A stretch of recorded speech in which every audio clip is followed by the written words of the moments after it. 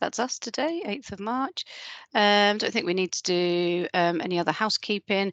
Maybe pop your hands up because there's 15 of us. So if you do want to contribute, let's use the hand signal so to keep us right. So today we've done our introductions. Going to literally just briefly mention and link and connect to the last session that we did, and then we're going to move on to this sort of the key part of the session, which is around getting to the root cause of conflict and facilitating team cohesion. So and we're really doing that from an OD perspective. So we're doing it from a people perspective and what's going on for people in conflict. So that's what we'll attend to today. At the last session, we had Professor Ian Corrie. I don't know if anybody, were any of you at the last session? Because well, apparently I was at the last session, but I can't remember. So yeah, and which was really well received. And we looked at this area of sort of transformational learning. And for those of us that weren't there, just to talk about that in a really small nutshell, this is about how do you develop your self-awareness to a point where you are really becoming a much more effective leader. And if you're not in a formal leadership capacity, that's fine. It's about, your relationships with your colleagues and being effective at work. So, and Ian has done a lot of research in the UK and overseas in this area of attending to self in order to be able to become better at the job that you do. And with some really, really compelling evidence in terms of outcomes. So off the back of this and alongside this, Click are sponsoring a level 7 module in leadership through transformational learning. The details are there, and there's more details on the website. There is obviously a commitment there because it's formal learning, and there's a commitment to working with us on the evaluation of this. What's the impact if you work much more deeply on self and understanding self and what we would call your disorienting dilemmas? How might that impact on your work and ultimately the people that we serve? So if that's something that you are interested in or you would like to share, please do in your networks. There will be a shortlisting criteria. We've got there's 25 places, and there's an application, sort of a fairly short application process. So if that's something that you're interested in terms of really fits really well with OD and developing in OD, then get in touch and we can talk to you a bit more about that. Hi, Laura. So let's move on to this then. So this is our theme for today. This is our subject for today is and it's something that we're asked for a lot around conflict. How do we deal with conflict? Can I have some support, some coaching around conflict? And in terms of my credentials, just so that you know, see the OD and program lead for Click. I'm also a trained mediator and have been for around about 10 years, and have worked with people and teams in the NHS, in health and care, and also in the community as well. When I was self-employed, I was involved in I was mostly commissioned by the police to work with warring neighbours, people that were would fall out over boundary issues and all sorts of things. And to be honest, I gave that bit up because it was too hard. It is really, really tricky. This stuff can be deep rooted and have a really big impact, physical and psychological, on people, as I'm sure you all know. And outside of work, there's kind of no boundaries around how people behave other than the law. But in work, we do have a code of conduct and a way that we ought to be working. So I find it much more rewarding to sort of work in this space around conflict and help people and teams with this.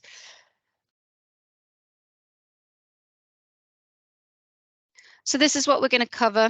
I do really want to focus on the human psyche around what goes on for us when it comes to conflict, but also the organisational impact and what we should and ought to be doing organisationally to be able to support people and teams through conflict. So here's an obvious question for the start. I want to, and I'm thinking back to when I did my training in mediation. We did a day and a half on what causes conflict, and I remember when I looked at the schedule thinking, "Flipping heck, that's a lot."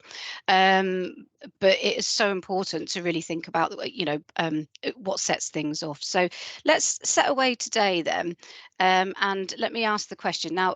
Please pop into the chat, but also do talk to me because it's so nice to have a bit of interaction.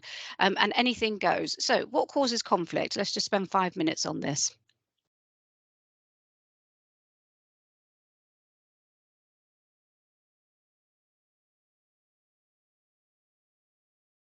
Yvonne? I think conflict can be a number of things, but I think for most people, it's probably a difference of opinion. And I think we've got a case at the moment that we're going to have to go into mediation with because we've got two employees who have gone into a bit of a meltdown with each other. And that's over more a difference of opinion as to who's right and to who's wrong. So that's sort of the crux of what started it, and it's sort of escalated from there. Yeah, absolutely. So something's happened. There's a difference of opinion, and then that starts to bubble up and become whatever it's become now. And we'll go into kind of what those differences of opinion might be. So, thank you for that, Barbara. I think it can be a few things actually. So just a couple from me, possibly different set of values. You know, you have a different ways of working, you have different values or beliefs or whatever. And as I say, different working styles. So some people are more target driven, some people are more data driven, you know, so it depends where your preferred modus operandi is, I guess, compared to someone else. Yeah, absolutely. And there's the old sort of personality type, what our preferences are, how we go about our business, whether we have a preference for being more introverted or extroverted, whether we speak to think to speak. All of those sorts of things are at play, aren't they? Thank you for that. Jane? Hi, so I'm thinking about highly pressurized situations, stress, maybe on a more continuous basis, burnout. They can all create environments where people perhaps behave differently and result in a conflict situation. Yeah, definitely. Thank you for that. I'm just having a quick look through the chat. Kim gets the gold star so far around this nailing the lack of clarity in goals and objectives. It's so important. I'm going to come on to that in a sec. But yeah, work pressures. So I know personally that the more pressure I'm under, the faster I begin to talk, the more rubbish I probably begin to talk. And we all deal with pressure in different ways, don't we? But it can definitely manifest in personality clashes. Laura's put there about perceived unfair treatment or favoritism, and it's interesting because whether it's real or not, it's somebody's perception, so it's real to them. Absolutely. Yep, again, Claire, unclear responsibilities. Julie, fear of change, the unknown, absolutely. Lack of trust, we're going to come on to that too. Yeah, how Helena's put there about how things are dealt with when they go wrong.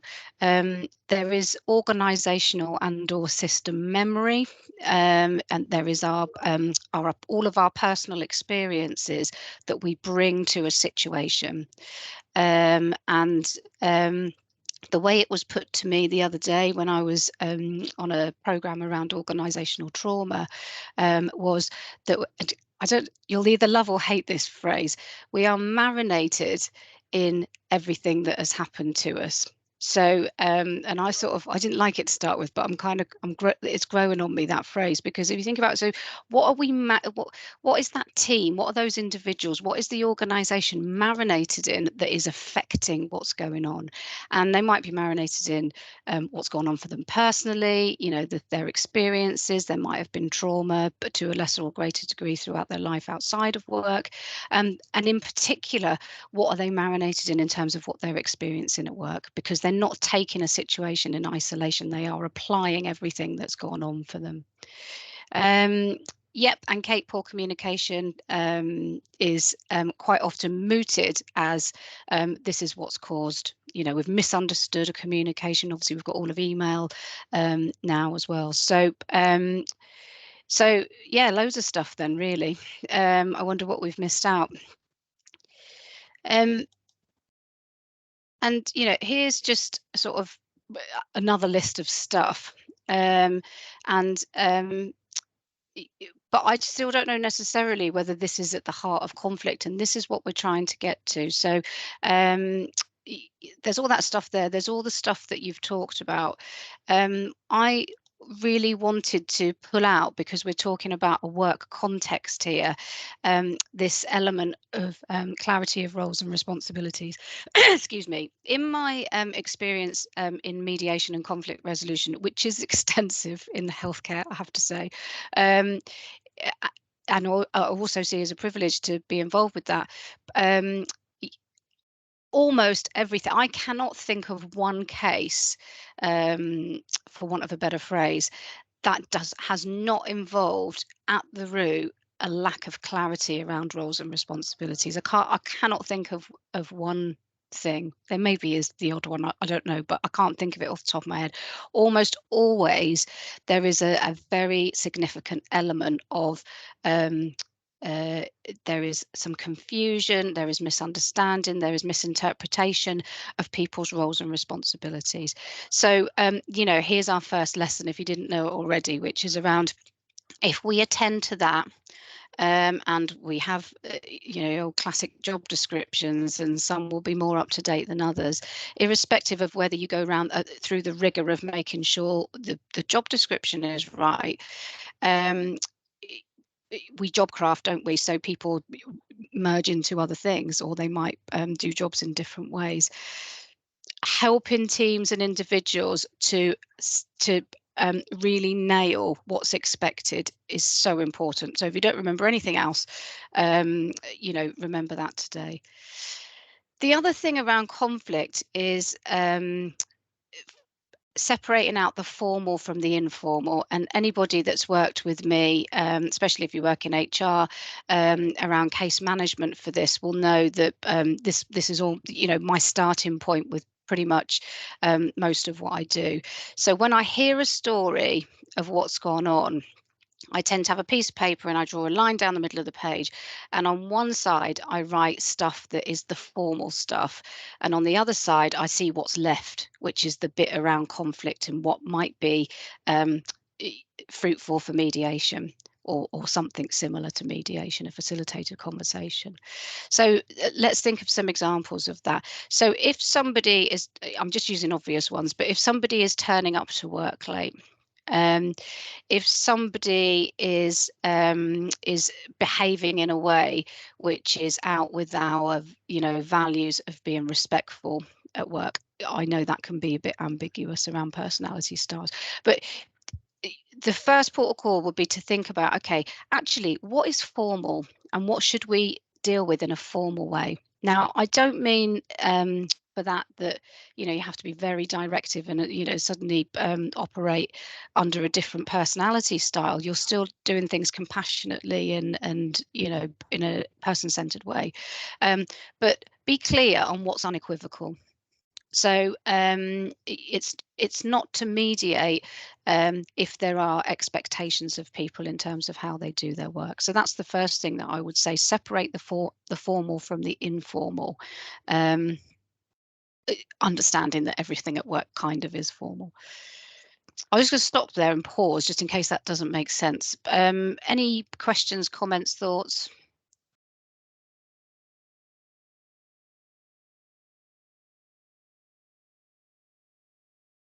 Okay, good. Hopefully that's landed. That's landed okay. So so we're starting to, you know, and again, don't forget this is the OD network. So I'd said we are really thinking about this through people, how we look at it through a people lens around how people tick, and what makes us the people that we are. So if you think about conflict, when you're thinking about supporting people or helping to understand it in self, the first thing that happens is that there's a change. Okay, something happens. Now, it could be the smallest of things that have happened, or it could be quite a big thing like an organisational change, a restructure, or whatever. I'm keeping it on theme because I know there's quite a lot of restructures going around at the moment. So, so a change happens. The change creates a difference. It will create a difference for individuals, and that difference might be different to different people, just to complicate it even more. That difference then results in a threat. There is a, you know, we start to get a threat response. Whether or not it's justified is nobody's business almost, but we feel threatened, either collectively or individually. Which in turn can then cause a conflict. Doesn't always cause a conflict. Sometimes we can make sense of it and say, okay, you know, I can rationalize this and I'm all right with it. But yeah, will cause conflict. That conflict will then result in a fear of loss. Now, when I say fear of loss, I just wonder if anyone can contribute here. What do I mean by fear of loss? What might the loss be? What could the loss be?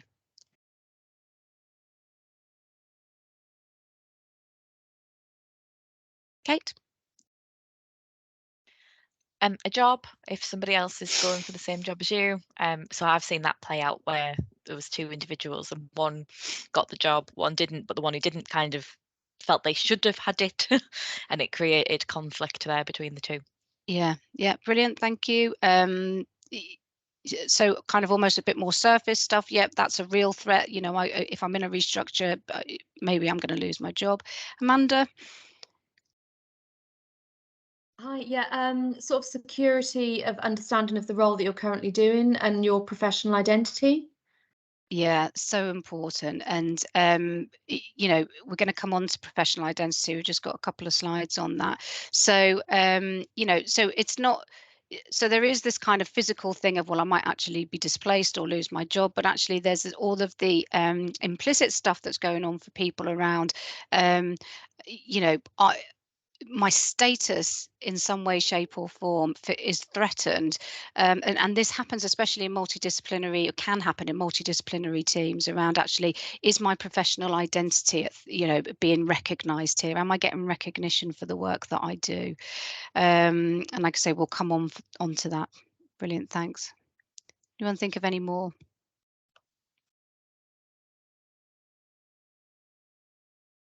This is important to think about, though, in your practice if you're involved with conflict, and also, like I say, you can apply it to self. But around, okay, so what's the unmet need? What's going on? What's that fear about? You know, what is it you fear that you're going to lose? It could be losing face. It could be, actually, I feel threatened because that person I perceive as being more capable than me, and I'm going to be exposed as not being able to do, you know, the job as well. Oh, you know, I've sat under the, you know, all mostly thinking errors for people, almost always thinking errors for people.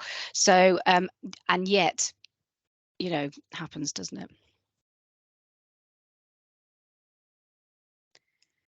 And this is why it's so difficult for us as practitioners to help support conflict and what's going on, because we've got these three things all intermingled. We've got what we think and believe, what we feel and most want, and what we do and how we behave, all of which is interplaying with each other and driving. They're almost driving one another. Our behaviour, it obviously does manifest in the will bit, but the other two bits are kind of all there to inform, actually, you know, how we react into stuff. So with these slides, and when in my practice, sometimes I show people these types of slides because sometimes I think it's quite helpful to help people to become more self-aware in terms of what's going on for them. Obviously, I'm going to build up a psychologically safe space before I start chucking slides at people. But anything that you can do to help raise people's self-awareness for themselves around what's going on for them is always going to be helpful. So, for example, if you showed them this slide, then they will either engage with it or they won't. But if they do engage with it, they will pick out and say, well, this is what I think and believe. This is what I really want. This is what's going on for me. Yvonne. Do you use reverse psychology? So you ask the person to sit in the other person's shoes to sort of understand how it might make them feel if they, were on the other side of what is actually going on. I mean, on courses I've done before, they've actually used that, and I thought it was very helpful, where somebody sort of like is maybe so tunnel visioned about how it's impacting on them, they're not actually understanding how it might be impacting on the other person. Yeah, I think that these are all strategies that you could use. Thank you for that. I think I would be more inclined, probably because I'm thinking about conflict between two parties, to put it in a slightly different context, which it would be something along the lines of, if you were on the outside looking in at this situation, what would you say? How would you advise? What might you do? And the reason that I would do it that way rather than say, can you see it from Jimmy's point of view, is because I would probably, the rapport would probably be potentially broken at that point, because that person would think, well, you're on their side. And when you're helping with this, you're not necessarily there to arbitrate. You might be if you're in an HR role, as in to make decisions as to who's right and wrong. But assuming that you're just there in a helping capacity, what you don't want to do is collude with one over the other. Now, even though you're not with that question, you're well intentioned, because people are in a threat state quite often in this situation, they might interpret it that way. So I think I would use those tactics, but I would tend to use them more sort of openly around, what would you be, what advice would you give to this situation if you were a fly on the wall type thing. But yeah, absolutely, that kind of perceptual positioning thing, I think is and can be helpful. And sometimes it'll kick people out of, actually, yeah, that's a fair point. Questions like, how do you think you might come across to others, so again, you're keeping it with them, might be helpful too. So you'll be familiar with, I'm sure, with the whole fight or flight thing. So we won't go into the anatomy of that. But plus it's probably really blurry and you can't see it. Sorry, it's a bit small. So but the one bit I suppose that I wanted to pull out was the old limbic system, the emotional brain going offline, and that's the way it's termed at the bottom right hand corner. You might not be able to see it. So, and that's so important, because when you are in a stressy state, you are not attending to your work, because all of your energy is going into this fight or flight, this kind of threat situation, and that can continue, and to the point where it's almost normalized, but absolutely having an impact. So if ever there was a business case to say, don't ignore it, deal with it, then I think that's it for everybody's, for everybody. I can remember, I'll anonymize this story. I was in a building which might have been an NHS building, and I was quite new to that building, so I didn't know this other person very well, and they were in a different office. But at one point I saw them walking up and down the corridor all day, almost trying to get people on side to something that had happened with them. And I was thinking, oh, you've clearly I've done no work today. But they were so in the grip of something that had gone on. Obviously their style was to externalize that. They wanted to talk to people about that. They wanted to bring people in on their side, that they weren't attending to their day job. They were absolutely consumed with a situation that was going on for them. And it doesn't just stop with the fight or flight. I had to pay £7 for this shot, so I didn't. I just screenshot it, hence the reason it's got a stock shot written behind it. But it's just to remind us that actually trauma response can go deeper than that. And this might be a point at which you would start to, it would be outside of your area of competence. So you might start to refer on to other people, but you've got your fight or flight, but you've also got that freeze situation where people might shut down or disassociate. That's really hard. We could be tricked into thinking actually there's not a problem, but actually there is a really big problem going on. As they put it there, born pleases, acquiesce, you acquiesce. It's almost a bit of that childlike behavior. Well, whatever, whatever you want, well, I'll do it, sort of that type of attitude. Silence and represses self. So, and that's not going to be helpful either. And then their flop, so loss of physical control, we know that obviously there can be a massive trauma response to things that go on. And we use the word trauma organizationally, which I always find quite interesting, because you tend to think of trauma, or I tend to think of trauma as A&E type stuff. But we absolutely, there is absolutely organizational trauma, and that's relative to individuals. So worth thinking about. Jane's got mentioned the SCARF model, which is a really helpful model. I don't know if Jane or Ashley, you could pop a link for that, if you could do a quick Google for people, because anyone that hasn't interfaced with the SCARF model, really helpful as well. I want to just talk this through briefly. Without getting too posh, because it sounds posh, doesn't it? The old general adaptation syndrome. But it is really important, again, in terms of the business case for don't ignore conflict, because it's just not helpful to anybody. So you've got that alarm reaction stage, which we've talked about, and it refers to, your sort of initial symptoms of the body, the fight or flight stuff, what's going on when you're under pressure, and quite a physiological response to stress. And your heart rate could be increasing, your adrenal gland releases cortisol, which is the stress hormone, and you receive a boost of adrenaline, and it's all that stuff that's going on at the start from a fight or flight point of view. And you move into this area of resistance.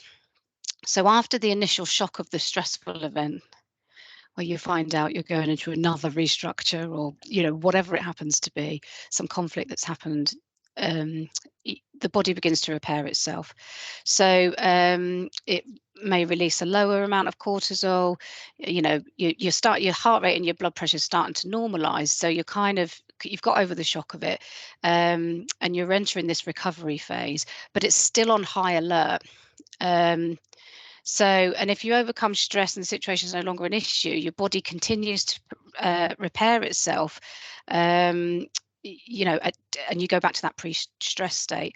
But quite often that doesn't happen. So in some stressful situations, they're continuing, aren't they, for an extended period of time. And if you don't resolve the stress and your body remains on high alert, it eventually adapts and learns how to live with a higher level of stress. But of course, this has an impact. And your body's going through changes, and all the stuff that we know that goes with it. So we've not reached exhaustion yet. We're in that resistance stage. But what would the signs of resistance be? What would you see in people or teams in this stage? What would be the indicators that something's not resolved?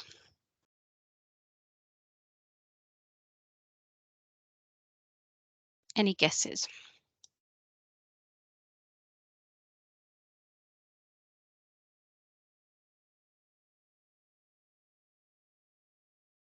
Some of the stuff we've already mentioned.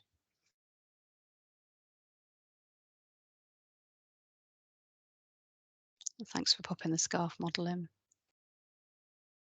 So the types of things I'm thinking about are irritability, frustration, poor concentration, leaky emotions, all of those sorts of things. The things that you know about.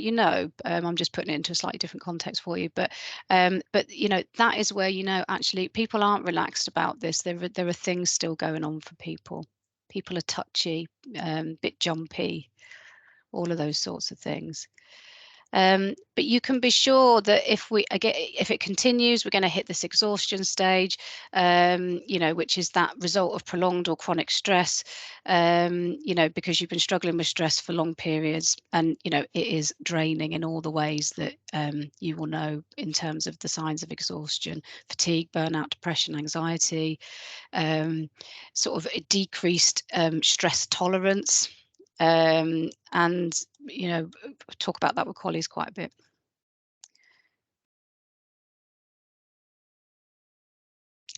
So you'll have known quite a bit of that, I know, but it's really important to go back to what's going on for people and how hard hitting it is for individuals and collectively for teams, in terms of team resilience levels, when conflict, and it may seem that on the face of it that this conflict is not a big deal for somebody on the outside looking in, but for whatever reason it is a big deal for them.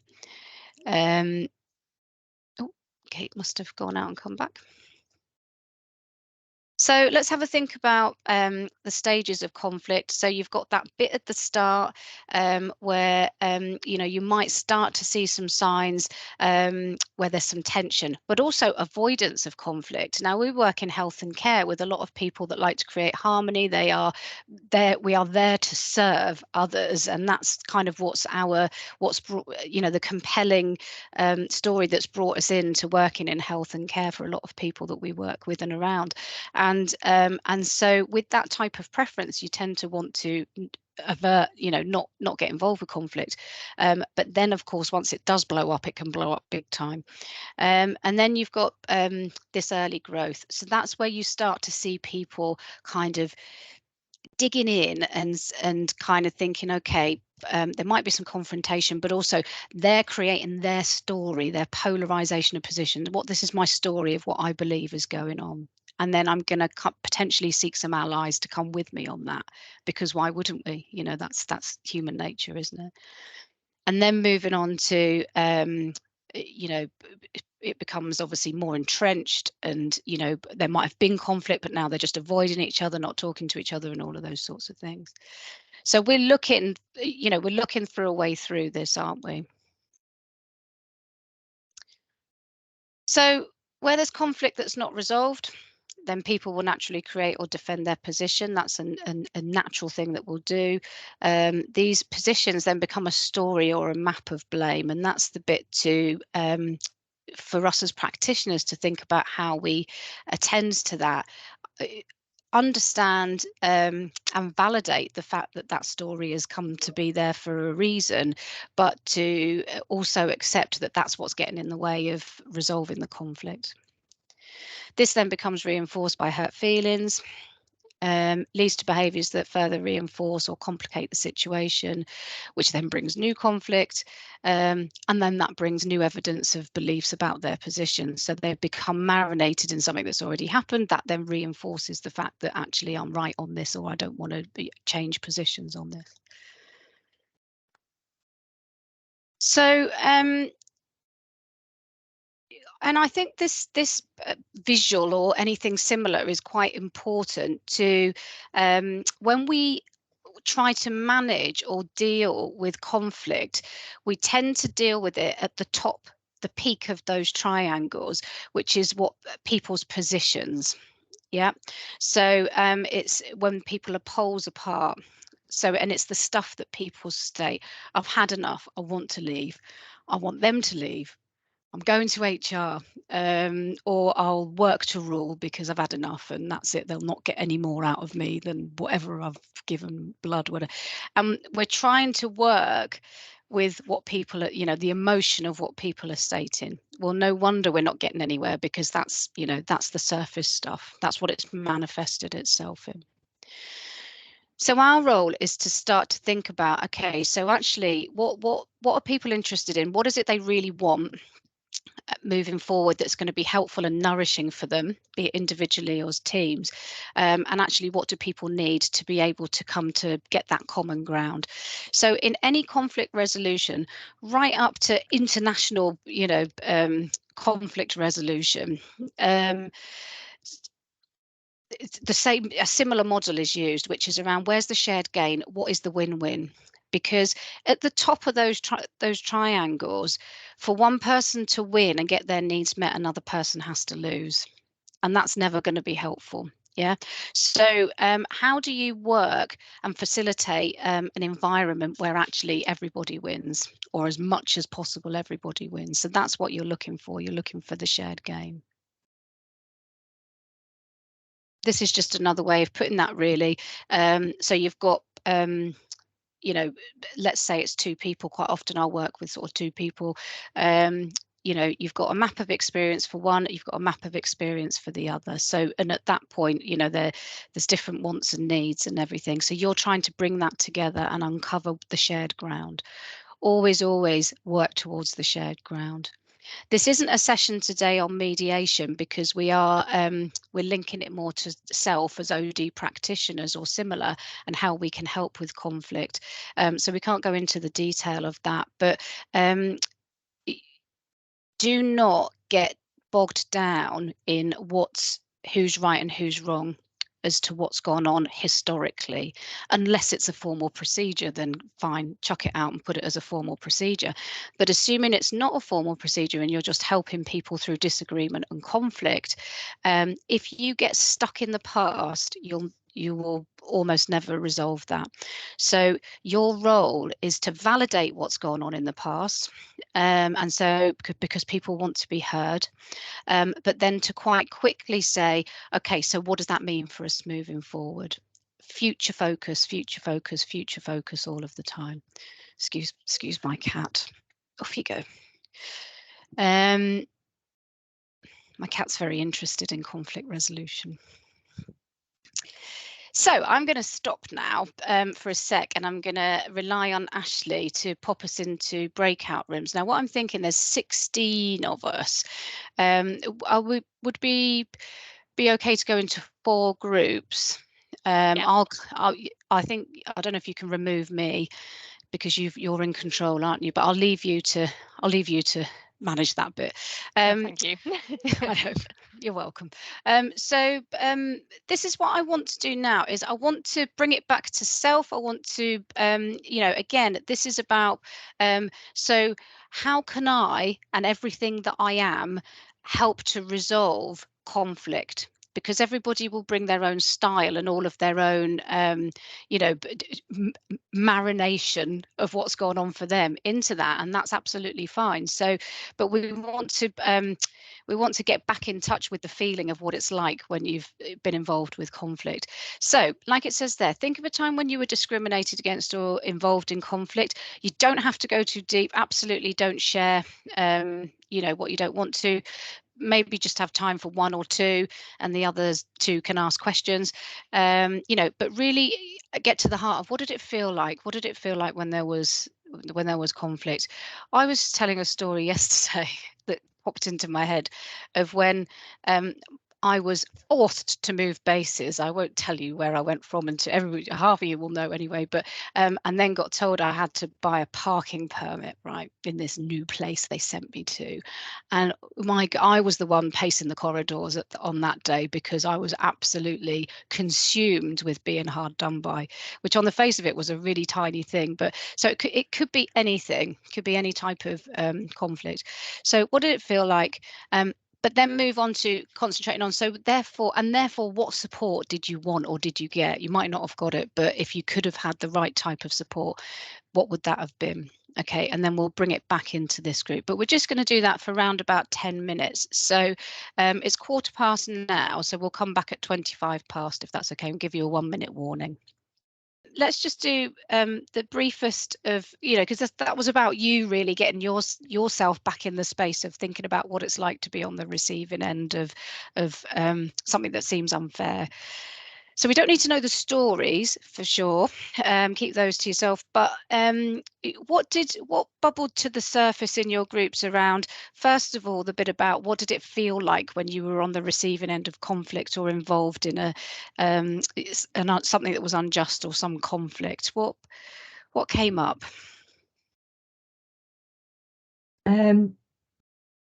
our group had, hi everybody, I had a really good conversation, and one of the things, and thank you for, I said I couldn't think of anything, and then when you said that, I could think of something, so it all bubbled up again, you know what I mean? So it was like a bit of a therapy thing. One of the things we noticed was how I dealt with with that feeling of being aggrieved, and I went into fight mode, and then it lost it with my emotional brain, as you do. Where Laura was saying that she tends to withdraw, and she probably wouldn't do it like that. And she was just interested how I'd sort of dealt with it, and how Laura's sort of just thinking it through at the moment, and how she's sort of withdrawing a little bit. How the difference in how you deal with it was something that we noticed. Yeah, brilliant. Thank you for that, Jo. What else came up? Kim? Yeah, I gave an example, and how it made me feel was that I felt very isolated and unsupported. But we then went on to have further discussions, and we talked about it's also about, in terms of conflict can happen because there's a gap, whatever that gap might look like, there's a gap and it's not filled, so it continues to widen. And you know, how, it's probably going into solution mode here, but how good are we that when that is resolved, that learning is shared, so that if there are similar gaps out there, how do we then prevent similar situations happening? And then there was also the reference about sometimes it's about the entry role that we come into an organisation with, and then we develop and grow into a different direction. Do we then have the skills to manage those situations effectively because we've not been exposed to them previously? So we were talking about that, and how, when decisions are made, how is it perceived by those individuals? So those were like sort of the overarching conversations that we're having. I don't know whether any of the other group wanted to add to that. No, I think that was a good wrap up of what we said. We were just give an example. Sometimes you come into a job because that's the job that the career that you want to follow, and you're naturally promoted into a management role, but the management side of it isn't. It doesn't sit right. You're not comfortable with it. You've maybe been over promoted, or you haven't then had the management development training when you've gone into the role. So quite often the conflict doesn't get resolved between the two parties because the manager doesn't want to get into conflict either. Yeah, really good point. Really good point. And we see that quite a bit in health and care, don't we? That people are fantastic practitioners at the clinical or whatever role they've come in to do, and are then thrust into what is a different skill set around team leading. And sometimes they are thrust into it because they haven't necessarily almost done it by choice. So we have to be mindful of that. And helping to raise any level of self-awareness in people is really, really helpful. So funny, Ashley and I stayed in this room and had a conversation where I continued to talk about being incensed at having to buy a parking permit, and then suddenly it occurred to me, actually what was at the root of that was I didn't want to go there, didn't want to go to that place, didn't want to go to that building. That's what was at the root of it, but it's only just dawned on me now. It wasn't about the 250 quid. So anything you could do around a coaching style conversation to raise that self-awareness is good, which brings us on to the second part, which was, so therefore what do we want to develop in self? Because believe you me, this is all about self. You know, if you're going in as a facilitator to help support this, how you turn up, how you present, the space you create is everything. So what do we need? What skills and qualities do we need?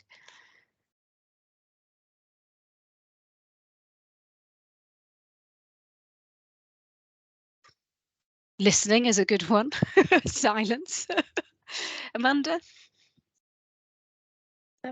Empathy, emotional intelligence. It's all about that, really, isn't it? Allowing people to speak, you know, being able to question them without leading them in their responses, but also having a positive outlook, so you don't end up with the conversation becoming really negative, and it becomes just a sort of a session for people moaning, and then they leave feeling worse than they joined you in.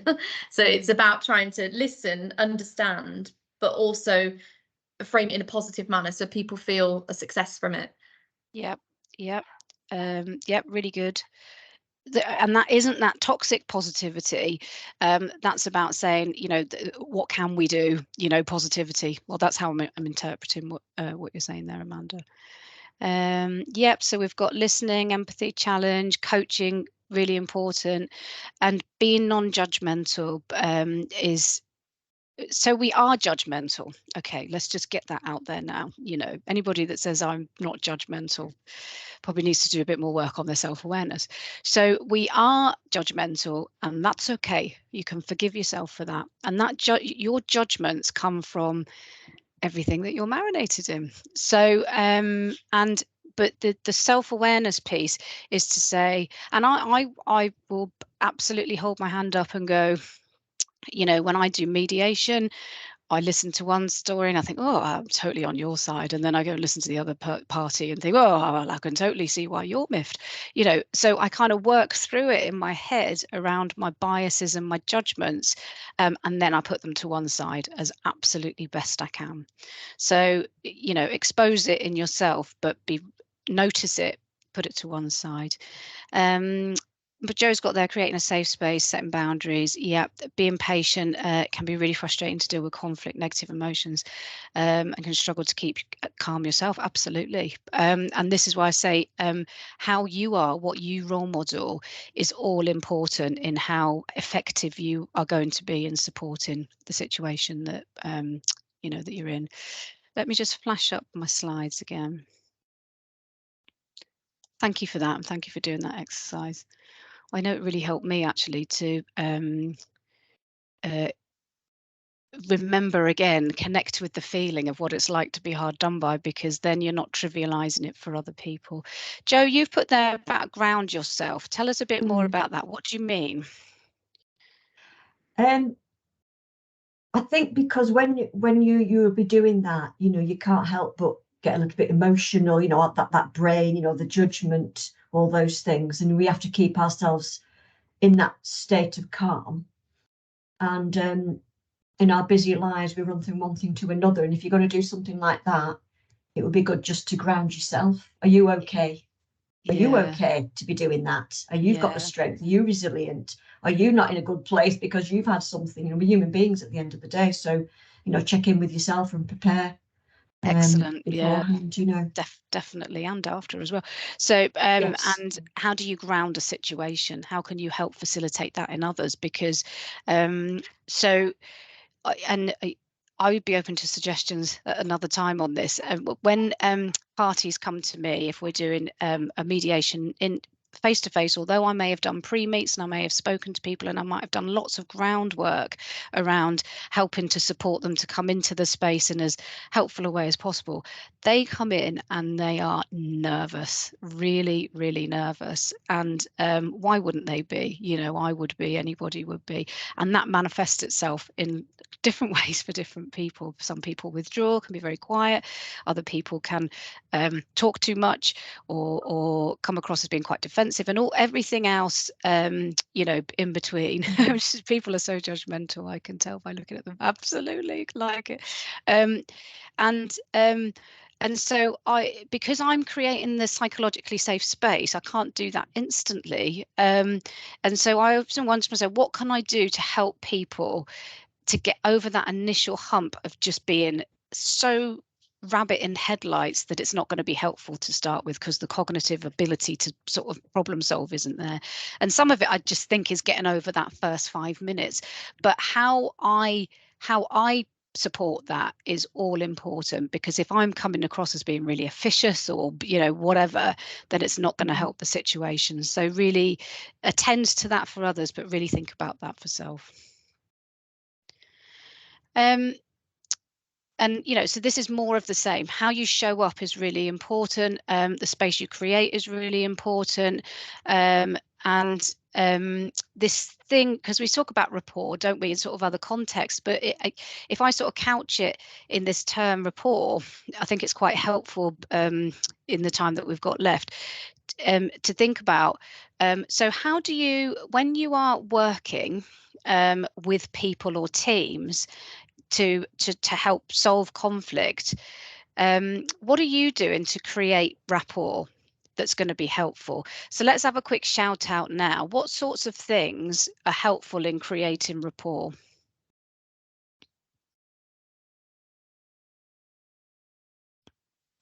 Like being interested, being engaged. Yep.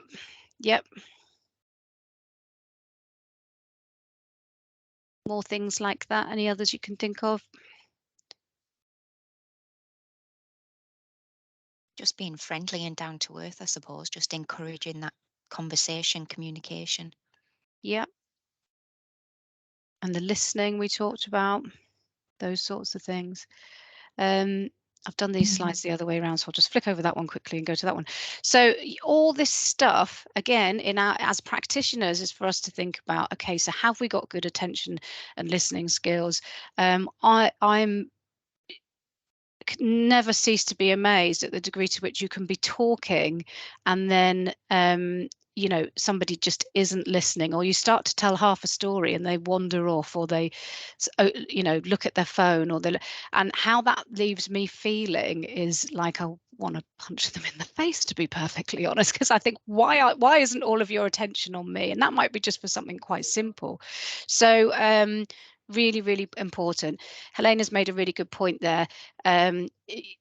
You're right, Helena, that it can look different. I have been involved in a mediation where a person was autistic, and they looked at the wall the whole time they were talking, swung on their chair, that was their, and that was their norm, that was their normal. So and luckily I'd had, you know, had some pre-meets, and I knew that, and I wasn't well, I wasn't too unduly phased by that. But you're right, we've to attend to that as well.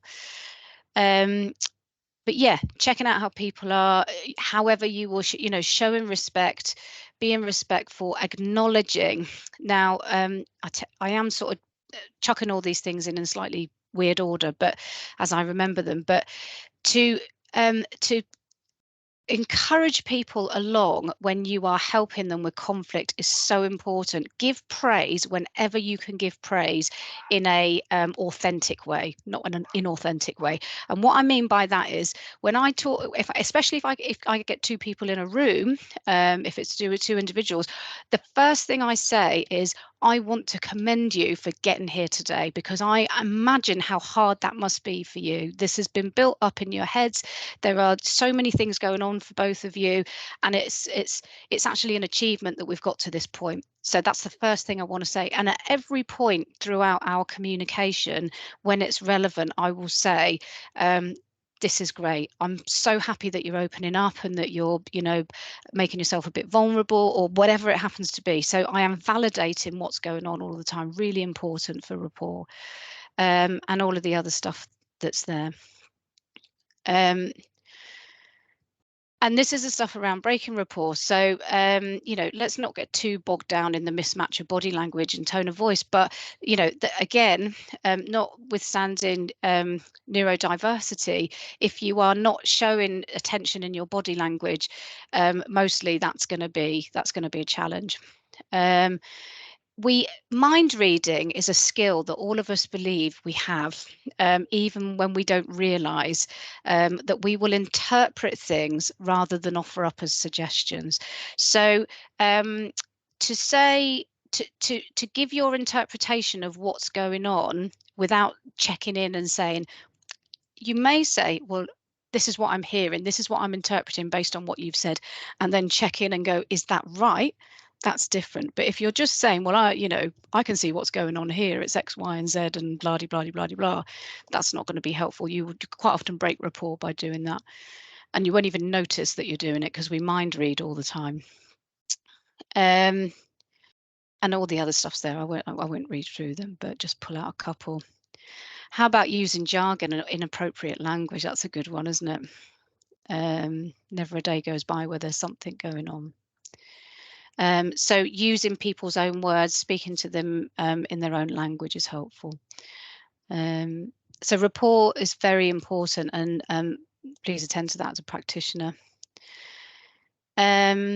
We've touched on this already, but and you know, again, this is a whole session in itself, but the bias, be aware of it, know what's going on for you in terms of your judgments, and then try your hardest to put it to one side. And if you know you can't, because that's good self-awareness to be able to say, I know I can't, my emotions or my feelings will leak out and seep out into this. If you can, find an alternative way. So us as role models, again, is so important. So for example, if people are talking really fast or really loud, I might only mirror that momentarily to bring them back down, but I'm role modeling you know, a way of communicating that I believe to be the right, you know, helpful way, and then hopefully the more I role model, the more they will do the same. So and that's why I say any of these slides, if they're helpful and in the right context, you can offer up to others. This will be familiar to so many of you, but I think is actually really imperative when we talk about resolving conflict, because it's about people noticing their own states. So if you've know anything about transactional analysis, then you'll know about the parent, adult, child state. If you don't, we won't go into it in detail today, but just Google it, Google transactional analysis, and you'll get some really helpful stuff around communication. So, in a nutshell, what we're saying here is that at any given point during a communication, we tend to be in one of these three ego states: parent, adult, child.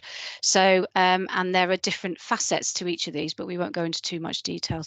So you can be parental, but that's not necessarily always helpful, because you're still doing for, as opposed to enabling and having an adult to adult situation. But you can also be controlling, critical, finger pointing parent. The adult ego state is where we want to be most of the time. That's not to say that the others can't be helpful, but for the majority of the time, we want to be in that, you know, the here and now, and we're going to be adult about it, and rational and reasonable and logical and all of those sorts of things.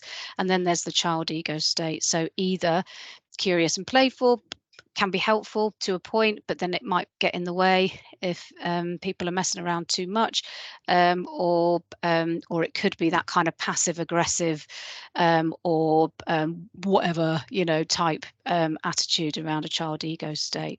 So if you, and this is where I would say what I was noticing, but I wouldn't do it until I'd created a safe enough space to be able to do that. So, so as I say, at any given point, we're in one of these three ego states. If you have got this kind of parent-child thing going on, it's antagonistic and probably isn't going to be helpful for conflict. I couldn't do this session without touching on psychological safety and the importance when we talk about organisational conflict of what psychological safety is and why it's so important. So let's just sense check that everybody knows, or if you don't, we're obviously going to just touch on it now. What is it? What's your interpretation of what psychological safety is? And if you don't know, that's fine.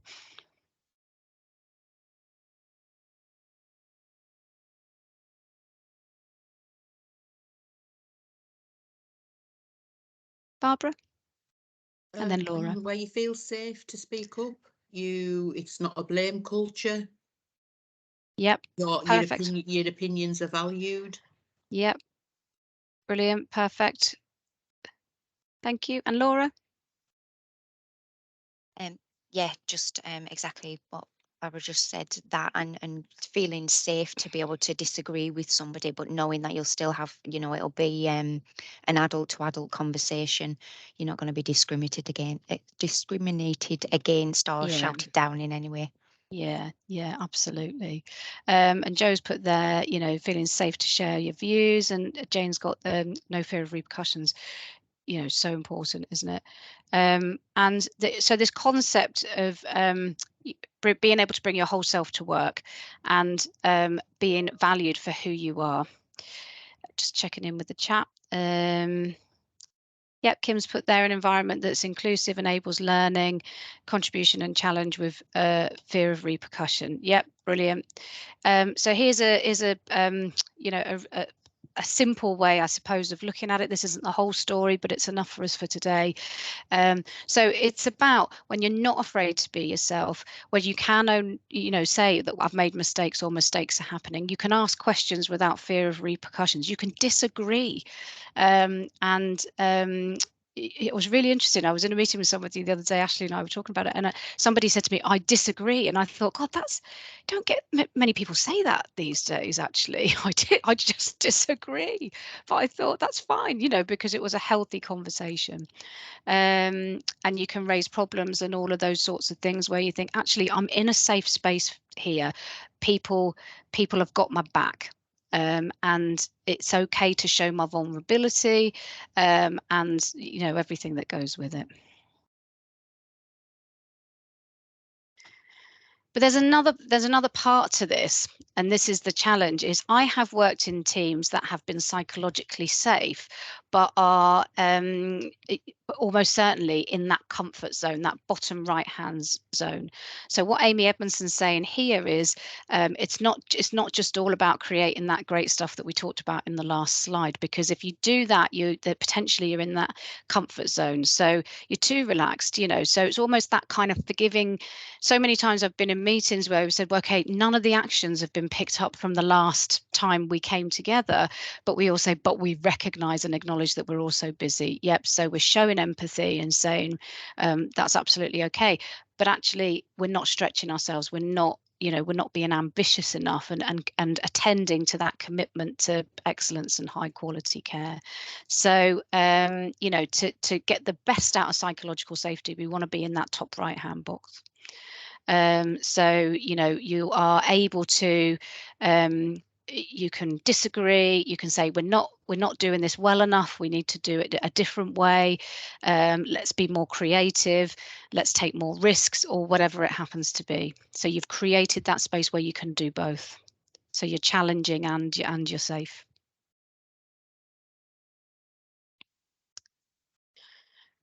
And, you know, again, this is only a short session, but there is so much that goes together to create this safety and trust. And this is at the core, because if you've got the foundations, you've got that safety and trust, everything else will fall in.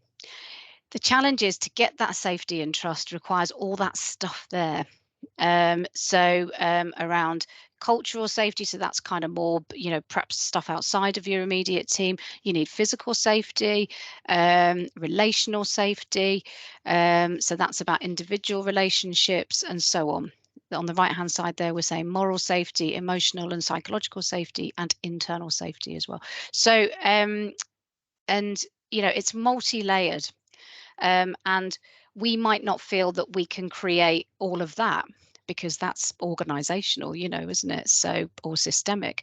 But what we can do is think about the part that we play in that. And when we're thinking about being an OD practitioner, there's a big part that we can play in influencing that.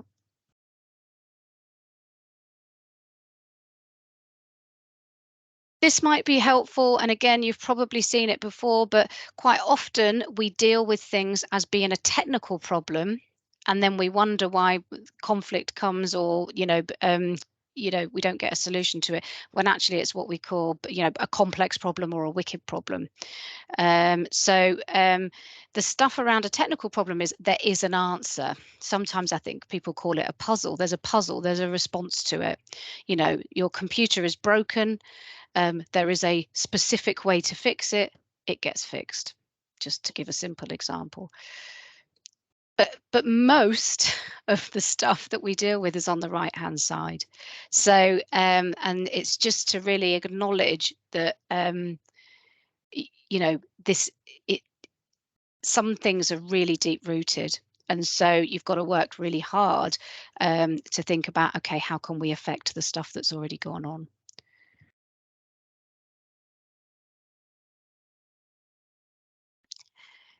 We've done a whole OD session on a human systems approach before, and this might blow your head 10 minutes before the end of the session. So check in with us if you want to know more about this and you weren't at that session. But I wanted to reference it because it wouldn't be right not to, and this is this thing around how we interact, not just individually, but as a system is really important. So this model here is the CDE model, so it's a container differences and exchanges model, and I'll just talk briefly to you about it. So a container is, as it says there, the similarities that contain the system while patterns emerge. So a container could be physical. So it could be about we operate in a building that actually is really unhelpful because it's noisy, because it's cold, because it's hot, because it's too small, because it's too big, whatever, you know. Or it could be a meeting. The container could be a meeting, which is actually the way this meeting is set out isn't helpful. Because it's too autocratic or whatever. We're contained within something that isn't helping us to move forward in a helpful way. So it's almost like what are our ground rules that keep us in our patterns of how we go about doing our work? What are the containers that we might want to look? Differences. I mean, and again, that's quite wordy there, the significant distinctions that hold tension and have the greatest influence on decision and action. An easier way to say that is, what's the difference that makes the difference? Yeah. So if you bring together, let's just say we're doing a bit of collaborative work in Click or something like that. If I bring together a load of OD people like us today, we're going to come up with something great, whatever it is we're working on. But if I then intersperse that with doctors, with consultants, with dentists, with social workers, there's a difference that's been created, which actually might be helpful for the intervention that we're doing. Yeah, because we're all too like-minded. We've got some groupthink going on. So the difference that makes the difference is that you pull in that difference in order to be able to create the change. And then exchanges, again, says connections in the system that ensure the movement of information and energy. So they often say for exchanges is how does the energy flow through your team or through your organization? How do those exchanges work? Do you have regular team meetings? Do you send out newsletters? Is it emails? Is it about how you talk to people face to face? How do you look at those exchanges and say, what can we change to make things more helpful? So I'm not going to open that up to questions, because if it's not quite landing, don't worry too much. I can send you some reference material if you're interested in that. But that is the human systems approach, is an absolutely fascinating area to look at around what's going on organisationally in particular, or as a system. So if you're interested in that, get in touch. And we also did a session here on professional identity, and around we work multidisciplinary, don't we? And we are being asked to work multidisciplinary more and more in the stuff that we do. And remember, when we go back to that threat response around, you know, what's the unmet need, or what am I fearful of? And one of you talked about actually my professional identity has got lost in this. Yeah. So one of the first things you can do if you're helping with conflict is to think about, how can I bring to the surface the importance of all of the roles and how they all interrelate, and the fact that one is not more important than the other. You know, a doctor's not more important than a nurse, or whatever, you know, it happens to be, to give an obvious example. So professional identity is critical, because you've got that. So you've got what you bring personally, You've then got your professional identity, and then multidisciplinary. There is a team identity, but quite often we go from personal identity to thinking about the team and the fact that it will work really well together, but we don't think about that bit in the middle, which is the professional identity. What am I known for? What do I want to be respected for? And how is that being brought to the table in a helpful way, or do we just default to other people in the team or other professions in the team? So for professional identity, then all this stuff here. So recognize, acknowledge, and celebrate individual professional identities, and so on. And there's no getting away from the fact that the more you know about somebody else's role, the more you respect it and go, okay, we're all as important as each other. When you say, oh, I spent a day with such and such, or I did some work with this team, I had no idea that they did X, Y, and Z, or whatever it happens to be. So that going out and being able to see what goes on in terms of the different professions and the interplay between all of those disciplines is really important. So here's a summary, and obviously, like I say, this has been high level, but if you want any more information on any of the stuff that we've talked about today, we do have a mediation network as well. It's not massively well attended, maybe because I don't badge it right, but it's not just for mediators, but if you're involved in conflict resolution, it's a kind of supervision, safe space workshop area that you can come to, where we can talk more about tools and techniques. So first thing to say then in a summary is don't leave it. If you leave it, remember the stuff that we talked about around the impact that it has. I know you know that stuff already, but it's so easy because it's complex and it's not technical to turn your back on it, but don't leave it, even if you have to get support in to deal with it. Remember the triangles, the pyramids. Get to the core. Don't deal with the surface stuff. Think about what the unmet need is and ask questions to get to that. Separate out what's, see you, Jane, separate out what's formal and informal. That's going to be really helpful. Deal with different things in different ways. Be very clear on roles and responsibilities. Almost always, if you're working with conflict, one of the things you want to do is go back to basics and go, let's just go back and think about and agree what people's roles and responsibilities are. Everything you can do to create psychological safety is imperative in this, and you don't underestimate the power of self in that, because you are the instrument for change there. So work on that. Recognize professional identity. We've talked about that, and attend to self. And Jo said that so articulately as well about how do you ground yourself? How do you make sure that you're checking in with self and making sure that you're okay in that? I'm just going to check on the chat to make sure I haven't missed anything.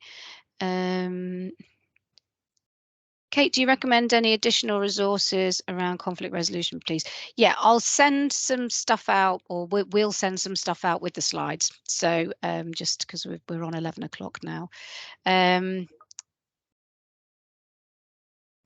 That one we haven't had time for. That was a filler, but as if we weren't going to get the whole hour and a half filled. So so I'll come out of that one. One last thing, and that is that we are opening up applications for a coaching accreditation program. Have a look on the website if you want to get an application form. So that's a formal level 5 qualification. We can tell you all about what it involves. The payback for that is that we will you become part of the coaching network, and so we'll dedicate probably around about 2 days a year to coaching practice for other people in health and care. So if you're interested and you want to find out a bit more, get in contact with us. All of the information is on the website. I'm just going to bring down the slides now. The last 5 minutes is always rushed. Well, it is when I present. So apologies for that. But just give me some very brief feedback. Anybody that wants to comment on the content today, how helpful it's been, anything you want to say, quick free for all.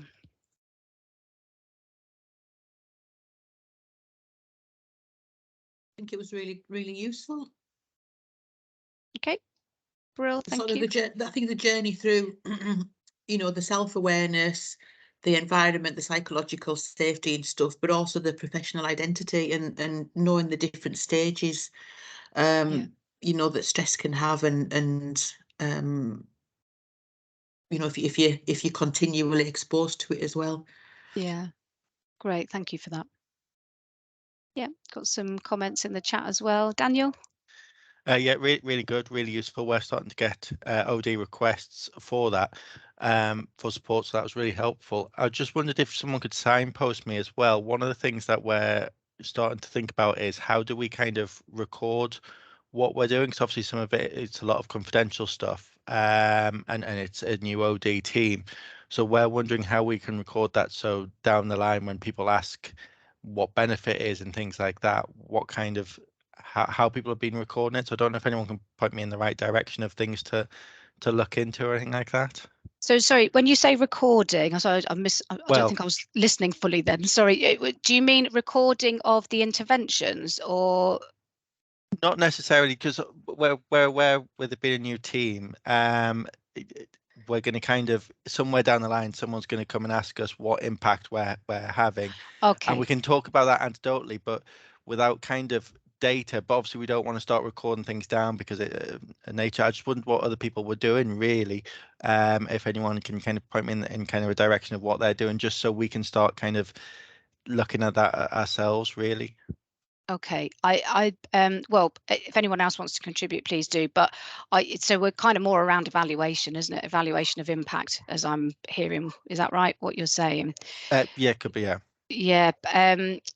Why don't we have a separate chat? And Kate's offering herself up as well. So one of the things that we talked about just yesterday was around using what's called a rubric around how you can assess behavior, how demonstrated behavior at the start and demonstrated behavior after an intervention. So I'm happy to share that with you if you want. So send us an email if you're interested in that. Yeah, lovely. Thank you very much. Great stuff. Okay, Brill. Let's end it there then. Only 3 minutes over, not bad for me. So thanks so much. Tell your friends, and we'll be in touch and let you know. We haven't actually worked up the content for the next OD network, but we will do in the next couple of weeks. So we'll let you know, and we'll let you know the date. But you can always forward this invite on to other people. So this is an open network. So yeah, great. Thanks everybody. Oh.